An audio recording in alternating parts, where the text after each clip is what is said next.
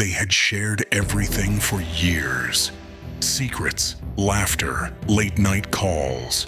But one night, that friendship turned into obsession and ended in murder. Leila Duarte DaLuz, 31, had lived here for nearly a decade. She was a dental assistant at a local clinic, known for her warm smile and her uncanny ability to remember the smallest details about people's lives. Her husband, Marco, often teased her about it. "You're going to remember more about our patients than our anniversary," he'd say, laughing, and she'd smile, shaking her head. Tuesday, like most days, started quietly. Leila brewed her morning coffee while Marco read the newspaper at the kitchen table. Outside, the neighborhood seemed untouched by worry. Cars passed slowly along the streets. A dog barked in the distance, and the hum of lawnmowers drifted through the warm spring air. By mid-afternoon, the routine continued. Leila texted her mother, checked her schedule for work, and ran a few errands. She spoke briefly to neighbors while returning from the grocery store, exchanging smiles and light jokes. From the outside, nothing seemed amiss. That evening, however, a subtle unease crept into the familiar pattern. Leila had planned to meet Marco at the clinic for dinner, a small tradition they maintained whenever their schedules aligned. She didn't show. Marco assumed she was caught up at work or had stopped by the pharmacy on the way home. He waited. An hour passed, then 2. By 8:00 p.m., worry gnawed at him.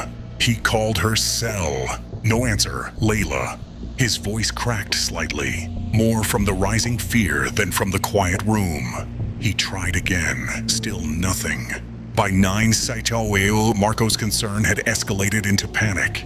He drove to her apartment, heart hammering, eyes scanning the streets for any sign of her car. The front door was unlocked. Inside, the apartment was still and quiet. The smell of her faint perfume lingering in the air. A mug of half-finished tea sat on the counter. Her purse and keys were gone. There were no signs of struggle. "Leila," Marco called, his voice trembling. Silence. He called 911. The operator's voice was calm but professional. "Sir, stay on the line. Officers are on their way." Within minutes, Cedar Hill police arrived. Officer Daniels, a veteran with 30 years on the force, walked through the apartment, his experienced eyes noting every detail. No forced entry, he muttered to his partner. Nothing out of place, no signs of a break-in. Marco sank into the living room chair, hands gripping his knees. "She wouldn't just leave," he whispered. "She's not like that." The initials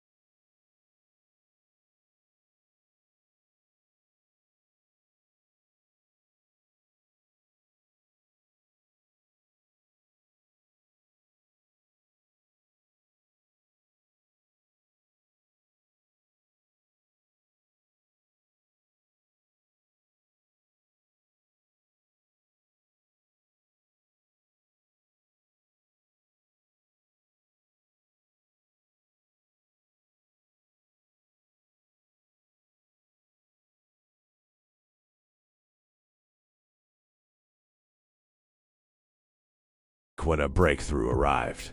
Cedar Hill police received a call from a witness who claimed to have seen a man acting suspiciously near Leila's apartment the night she disappeared. Surveillance cameras from a nearby gas station confirmed the presence of a vehicle not belonging to anyone in the immediate neighborhood. It was a dark SUV parked in the shadows, engine running, lights off. The investigation began to widen. Detectives interviewed co-workers, friends, and family. Every detail mattered. A forgotten appointment, a text message that went unanswered, a vague reference to a new acquaintance. Slowly, a picture began to emerge. Leila had recently met a man through a dating app, a charming figure named Daniel Harker. They appeared trustworthy, caring, the kind of person who could have easily won someone over. Yet in hindsight, friends noted small inconsistencies in his stories, casual lies that seemed insignificant at the time. Keller brought Daniel in for questioning.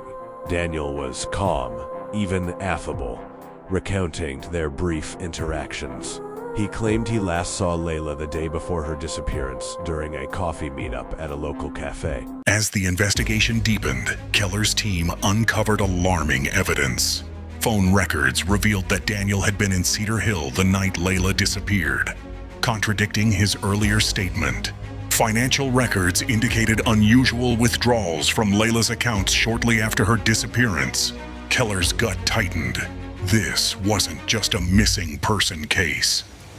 Searches intensified. Forensic teams scoured wooded areas near the outskirts of Cedar Hill, along rivers and under bridges. On the 10th day, divers found something that made the stomach turn. A partially submerged vehicle in a nearby creek. Inside, tangled in the passenger seat, were belongings linked to Leila. Her purse, her phone, and a scarf stained with blood. It was the first tangible confirmation of a crime. Daniel was arrested immediately. During interrogation, his initial calmness dissolved. Sweat beaded on his forehead, his hands fidgeting nervously. "Where is she?" Keller asked, voice low, controlled. Daniel's eyes darted to the floor. I didn't mean for it to happen." Keller pressed further. "Explain what happened." Daniel swallowed hard, voice barely above a whisper. "We argued, I panicked. She threatened to expose me. I didn't know what else to do. I didn't mean for her to." Tears streamed down his face. The confession was chilling in its casual remorse, as though the gravity of taking a life hadn't fully registered until that moment. The case quickly